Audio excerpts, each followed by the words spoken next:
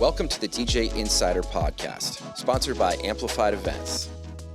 It's the only podcast where we break down insider information from our weddings, experiences, and advice from over 15 years in the wedding industry. We're your hosts. I'm Mike Kane, owner of Amplified Events. And I'm Chris Zart, general manager of Amplified Events. Let's get into it. Howdy. Howdy. Busy. Yes. So I love it. Yeah, I did a fireman's ball, just kind of chill. Less turnout this year than previous years, but still good crew. Mm-hmm.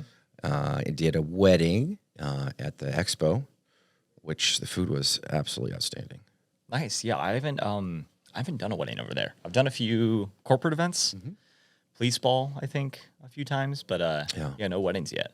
Very organized team, catering and the venue staff. Obviously beautiful, big open space, easy load in, all the good things. Right in town. Bride's family, Colombian. So her dad and her sister gave speeches in Spanish and her younger brother translated, which was really beautiful. Because you could see the brother was even getting kind of worked up. It's like, this is really beautiful what they're saying. You know, he was translating, but also giving a little commentary, which was very sweet. They had one of those 360 photo booths that go around, that you like stand on the pad and the camera spins around you. I haven't seen those yet. Yeah. But. And right when we opened up the dance floor, they had the photo booth people move that to the dance floor, but the photo people didn't have an extension cable, so we got ours, and I had my assistant out there taping down the cable. Saving the day. Center of the dance floor, but they had everybody surround, and they had the bride and groom on the pad, and everyone was dancing and had the glow sticks and all that. I think it's going to look really cool. So is it like a video that's 360, or does it take like one image? It takes like a video, okay, like a GIF or a boomerang kind of thing. Gotcha. But it's basically taking like an iPad, but you're standing on this like circle pad, and then it spins around you 360 degrees, and it takes footage the whole. You can like turn and move. It provides a really cool shot. Right. So they did that for the first 30, 45 minutes. Which at first it was really cool, but then the crowd's kind of like, okay, we kind of want to dance. But they did move it, which was smart after that. But that was the most unique thing. A full floor all night on a Sunday, I'll take it. How about yourself? Yeah, 2 weddings, Saturday, Sunday. I was at Palais Royale on a Saturday in South Bend, which was fun being over there again. That was like only the second time I've worked over there. Just a reception, but really good night, full floor, like the whole night. Pretty big wedding. I think around like 260, 70 guests. So nice. Pretty big wedding. Yeah, just a good night overall. Not too much to complain about. Sunday, same thing. Just, I think, Memorial Day weekend, just people having that Monday off. It's like always a good thing to, that's the hard thing with Sunday weddings, and we've talked about it before, is just, people know they got to go to work the next day, but luckily, at least most of the guests didn't have to. So we partied all night, and it was just a really smooth day. At the Allure in the Lake on Sunday. So yeah, just really close to home, and just solid dance floor. They were like, they're a group that really like to go outside, really like to use the photo booth. So we had some like back and forth, and I thought I kind of like lost them at the end of the night. But then like as soon as they came back, because it's hard when bride and groom walks and does something else like photo booth or go outside, everyone's following them. And this was the one like where the bridal party was just kind of stuck at their hip, like anywhere they went, which is great. It's like you got your little like cheer squad that's like following you around your the wedding. entourage. Exactly, yeah. So. Once they all came back, we just like raged to the end of the night. But something I want to talk about from like my Saturday wedding. The hard thing that we really talk about with our job compared to other people's jobs is we don't really have control over what other people can do or really treat us. And I don't want to say it's acceptable, but like, I think that no one would really tolerate it if it was at your workplace compared to the things that we have to deal with. Most service industries, you're not allowed to tell them how to do the job. Right. Yeah. When we're there to entertain. You can send food back, of course. You can complain that the service isn't adequate or whatever. We've been waiting, But you don't get to tell them how to take your order. Right. You don't get to tell them how, and you can tell them how to cook your food, but you're going to have a consequence for that. But I guess I should say, and just this is the story of what happened to me on Saturday, is so if I was at a restaurant, for example, I wouldn't go up to the server, put my hands on their shoulders, and then say, hey, who's paying for this food, right? Yeah. And like, I would not do that. Just threat, intimidation, physical touch. Right. Yeah. So that's what happened to me. And it was just a lot of pushing hands out. Hey, okay. Yeah. No, I'm assuming that you're paying for it. I do understand that. My goal is to do what's good for everybody on the dance floor. That is all I'm trying to do. I'm trying to get as many people out there as physically possible. That is my only goal once we get to dance floor. Try to make everybody happy. But what a weird threat too. Yeah. Yeah. And I just don't like when people get physical with me. And and also like moving the hand off, hand goes back on. I'm like, just like, I think I've heard you, this happens to you a lot. I don't know. Where older men put their hands on your shoulders. I need very touchable shoulders. I need to get more muscle on my body or something. I need to be a little more intimidating looking. I just look too nice. I'm always like usually smiling when people come. I'm always very friendly. I have to be less friendly, I guess. I don't know. I gotta have I cannot mess with that. Were you wearing some very revealing shoulder like clothes? Yes. Very touchable. Yes. You were hanging out in the part of town where people touch my shoulders. Number afterwards, I think he actually liked me. It was not. It's just obviously it's so inappropriate to touch anybody without their permission, their consent. Right. It's even more inappropriate to do that with a veiled threat. That who's paying for you to be here, and I'm just that's not a very. And alcohol's involved, of course, and I do understand that, and that is kind of the trickier part of our job. And honestly, like. I think that if alcohol wasn't involved, that situation might have not even happened. Yeah. I think that's what just kind of pushed that moment to happen. People get handsy when especially older folk. I think it's just I don't want to assume their motives, but it seems like most of the time they mean well. They're just getting a little touchy-feely, a little handsy. I think it's like, hey, I'm trying to relate to you. Yeah. Hey, bud, how's it going? Hey, like, we're friends. That's what it came across. And also it followed up with hey, I love you, by the way. I got that after the threat and the aggression. Hey, we're bros though. Yeah. I love you. And I was You're going to do what I want, right? Buddy. Yeah. Very creepy. Yeah, just not a fan of that. Yeah. Any songs of the night that you remember? Big hitters. Yeah, I didn't realize how big of a Purdue crowd, so I always love I'm sorry, I know you're a Purdue grad, but the Sweet Caroline, IU sucks chant is always really funny. Yeah. It's always a good time. So that was a good moment of because someone came up later and was like, I had like 10 people like, Purdue fight song. And then I caught on that they're all grads. So I did play it like really quick. Yeah. And then went right into Sweet Caroline because I'm like, oh, this is one they're must play. And I'm like, they're Purdue grads. So yeah, right when we got to the chorus, they're doing their chant. Yeah, that was that was always funny. Making memories. That's what it's all about. What about you on Sunday? It was really unique because the bride, I did all of their requests because she had a lot of, Latin music. And so I played all those. And then they had some basic stuff. I did a good, hour and a half, 2-hour dance set. And then they were like, could you do a line dance? So then I did a cha-cha slide. That went big. The usual kind of stuff. Nothing that was really shocking or surprising. Oh, one thing that was funny. I was playing, what was the song? It was some Latin song. I could look it up. But anyways, everybody started doing the conga. And I was like, awesome. I will mix in conga by Gloria Estefan and the Miami Sound Machine. There you go. Literally the song that you're supposed to do the conga to, and it mixes well, and it's got Latin. I know Gloria Estefan, I think she's Spanish. Was this already on their list, or was it just No, the conga was not on their list. Okay. And I know, the bride's Colombian. Yeah. But and I know that, I don't think Gloria Estefan is Colombian. I think she's Spanish, but I can look it up. But I know she hails from Miami. That's where they got famous. That's where all that music is. Anyway, same exact language with some variations, but similar beats, similar energy. And they're literally doing the dance for that song. So I mix in the conga, and guess what happens? Everybody immediately stops what they're doing, and they're just kind of like, well, why did you play this? And they're like, they don't know how to dance to it, even though it's literally the conga, and it's literally just keep doing what you were doing. It's like if people were like randomly doing the Macarena, and then you play the Macarena, they're like, what? Are you serious? Why are you? What? I don't even know how to dance to this. That's exactly what happened. That's exactly. So funny. And we did play the Macarena later that night. The bride requested it. We came out and played that. But it's so funny to me that Hyro was laughing too. I go, see how sometimes your instincts are wrong? Like they're literally doing the conga to a song you're not supposed to do the conga to. I seamlessly mixed the conga into that, and they just stopped doing the conga and didn't know what to do. And that's like a spot. Like there's times where I'm like, okay, they have liked these 3 songs. They will absolutely, like, we're working up to that moment. They are absolutely going to love this one song, like guaranteed. Yes. And then they don't, and they're like, they don't know what it is, Yeah. you know? And but that's even worse of like, this is like the move that you're currently doing. I'm giving you context now for your, Like they love arena rock, 80s metal, or what 80s big band, whatever. And you're playing 80s rock, and it's like, oh, Bon Jovi, awesome. AC/DC, awesome. And then you drop Def Leppard, and everybody's like, whoa, we don't like this at all. Do you even know what you're doing, DJ? I'm like, those are all the same, you know. Don't Stop Believing, Bohemian Rhapsody. We should do Piano Man. Queen, I don't know. Who's Billy Joel? I don't know. Yeah, it always happens, and not always, but it frequently happens, and it's so funny because you're like, oh, well, I guess they don't like. Thought we were friends. I thought I knew you. I thought I had you guys.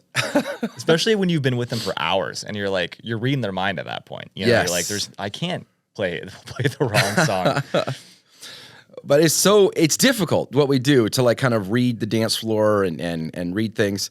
There's this DJ I follow. I think she's out of like Connecticut area. Mm-hmm. She's internet famous. She does a lot of like, her name's Rachel Lynch. She's really good at what she does.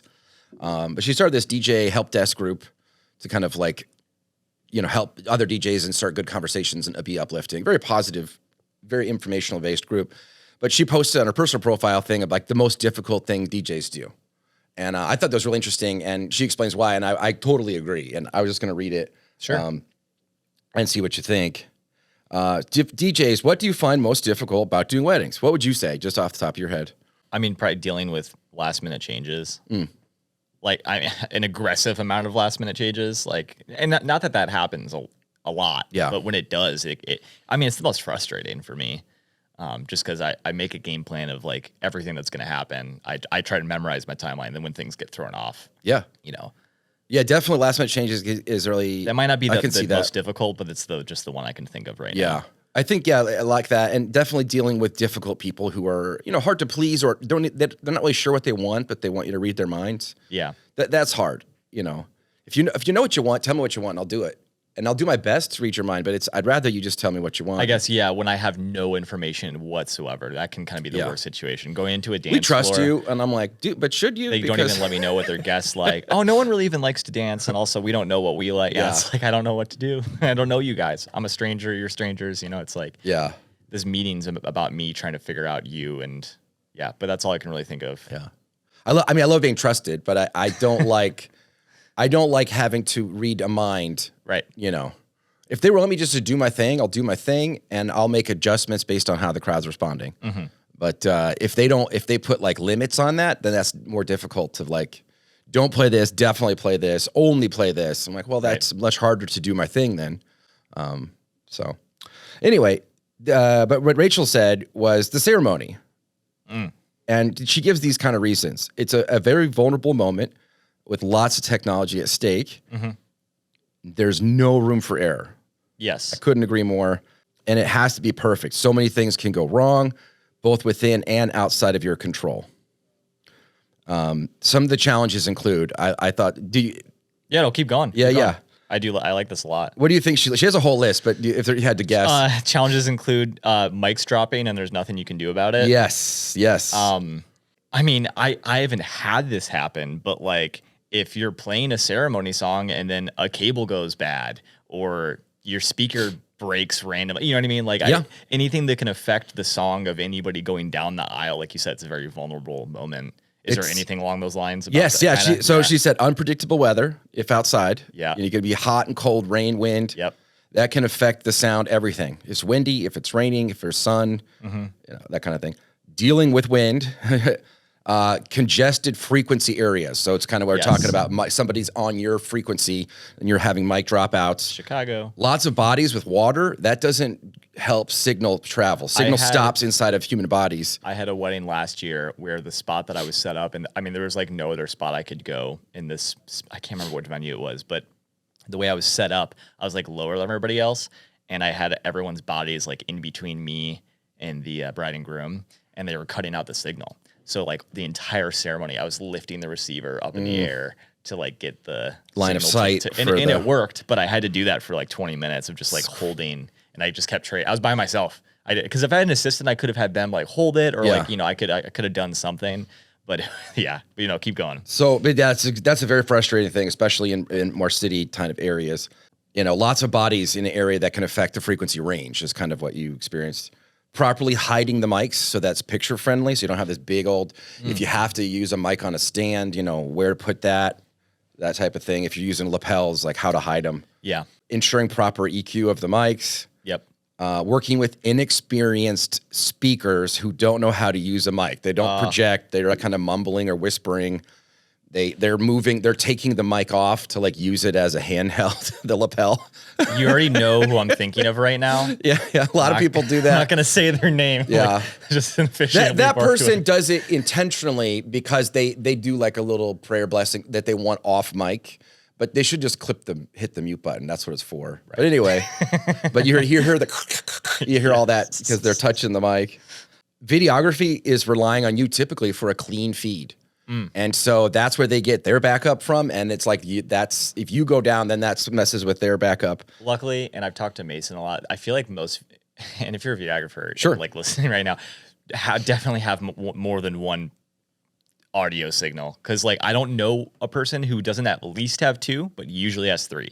They'll do like their own lapel along with mine, or a mic sleeve that goes over the handheld, or tape to the speaker, or on camera audio at the same time. So they got like all of the plugged in and taped both, because I hate when like don't just rely on our signal. That is like, you're asking for something bad to happen. The worst is when you see them, they do all that and then they don't press record on any of them.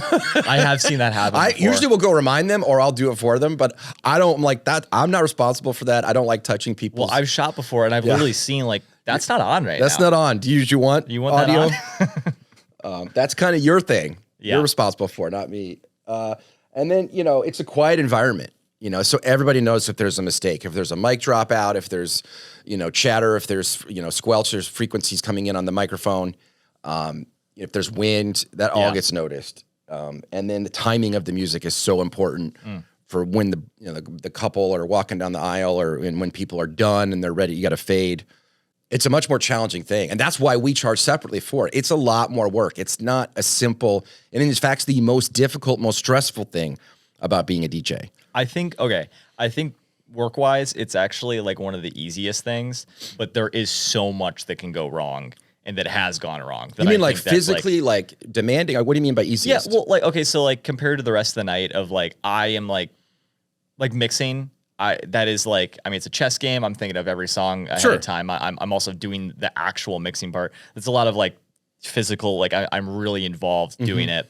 When it comes to like ceremony, once the mics are going, I mean, I'm not usually having to adjust a lot. Like once we're through, I'm only playing like 3 songs throughout the entirety of ceremony. There's really not that many things that are happening, but yeah, like a mic could drop, EQ could be weird. I have to bring the lows down because wind is hitting the mics here. Like there's so much that could go wrong that you have to adjust on the fly. That also gets noticed and that the crowd or the couple may not forgive. But now I'm like, and the reason why I'm also feeling that way is because so far this year I've had very smooth ceremonies. I've had like, I feel like any ceremony I've done, it's just been like, that's fine. No big deal. Yeah. Everything was smooth music wise, mic wise, like no issues whatsoever. But no, I think the most difficult just in the case of like, so much can go wrong and is so noticed. And also things that are not even your fault. Everyone's looking at you regardless. Like especially wind. I hate that one. There's been times where I've literally cut the mic. Yeah. And then people are looking at me, but I'm like, it's just going to be white noise the whole time. All you're going to hear is, yep.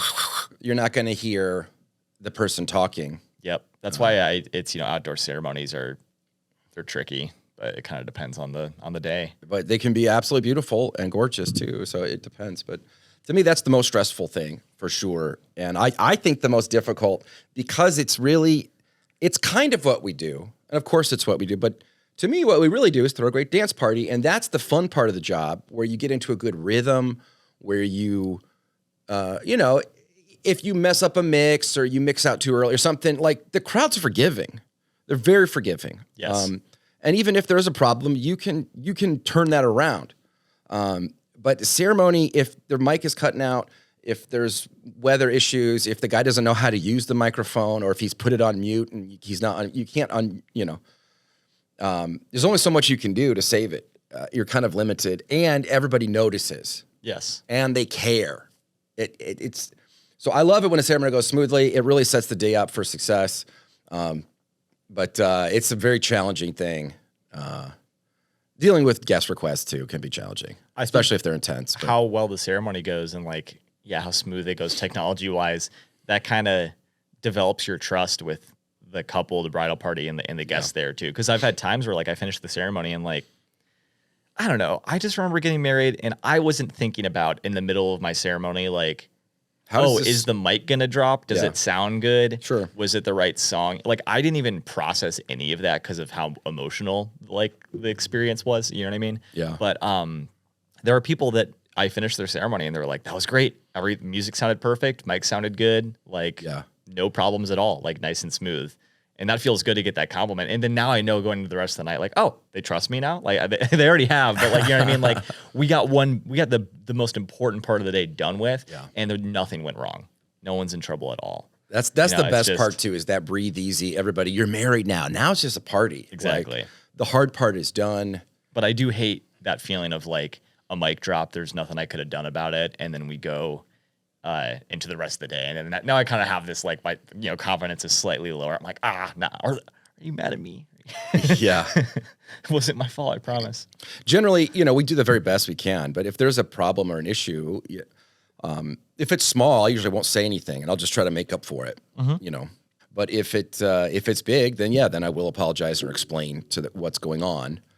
But I think most of the people know now. It's like, if I could make it sound good, I would. Like, right. If I could make it not do that technical. Wireless technology is difficult. It's getting better all the time, but it's still, Wi-Fi drops. Your cell phone drops calls. It's still. Yep. Far from perfect. Yeah. Yeah. I mean, I don't have too much else. We keep it short, sweet this time. Yeah. Just another busy weekend ahead of us. Yeah. I've got 2 and you got 2. Yep. And then just a tasting at Journeyman. Sweet. Fun in the sun. I'll be at County Line and Lure on the Lake. Nice. I'll be at County Line and Journeyman. Perfect. And the tastings at Journeyman too? Yep. Oh, awesome. 3 Oaks Journeyman. Yeah. Love it. Good stuff. Yeah, guys, thank you for listening. We'll see you on the next one. And we'll also see you on your dance floor. So think about it. Thanks, guys.